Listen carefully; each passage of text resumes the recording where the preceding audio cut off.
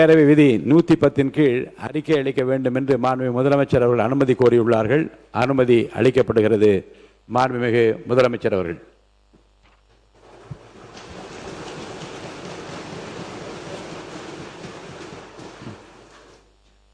மாண்புமிகு பேரவைத் தலைவர் அவர்களே, விவசாயிகள் நெல் மற்றும் கரும்புகளை பயிரிடவும் அறுவடை செய்திடவும் விற்பனை செய்திடவும் தங்களது உடல், பொருள், ஆவி அனைத்தையும் செலவிட்டு மேற்கொள்கின்றனர்.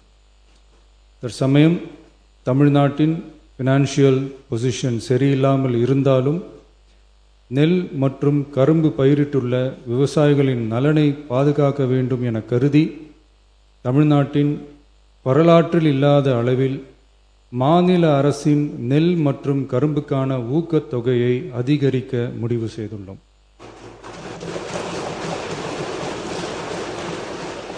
நெல் கொள்முதல் பருவம் வரும் செப்டம்பர் 1ஆம் தேதி தொடங்க இருப்பதால் குறைந்தபட்ச ஆதரவு விலையுடன் மாநில அரசின் ஊக்கத்தொகையாக சன்னரக நெல்லுக்கு குவிண்டால் ஒன்றுக்கு ரூபாய் 289 மற்றும் பொது ரக நெல் ஒன்றுக்கு ரூபாய் 159 என உயர்த்தி சன்னரக நெல் ரூபாய் 2750 பொது ரக நெல் ரூபாய் 2600 என வழங்கப்படும்.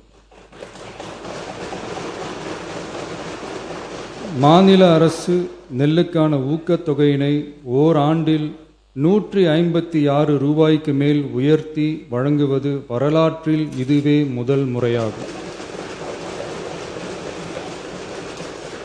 அதேபோல 2025-26 கரும்பு அரவை பருவத்தில் சர்க்கரை ஆலைகளில் பதிவு செய்து கரும்பு வழங்கும் விவசாயிகளுக்கு ஒன்றிய அரசு மெட்ரிக் டன் ஒன்றுக்கு ரூபாய் 3290.50 நிர்ணயம் செய்துள்ளது.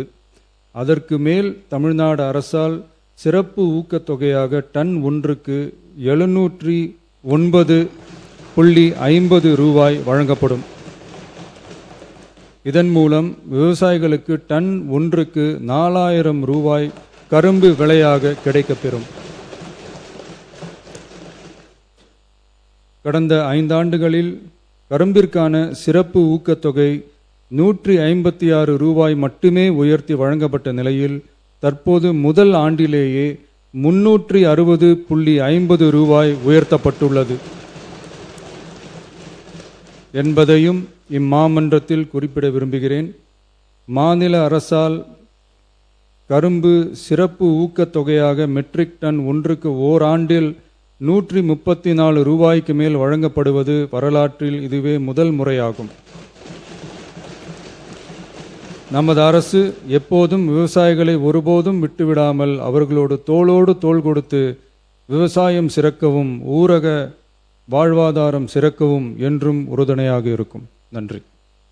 பிளே ஸ்டோர் மற்றும் ஆப் ஸ்டோரில் இருந்து பாலிமர் செயலியை QR கோடு மூலம் பதிவிறக்கம் செய்யுங்கள். செய்திகளை உடனுக்குடன் பெறுங்கள்.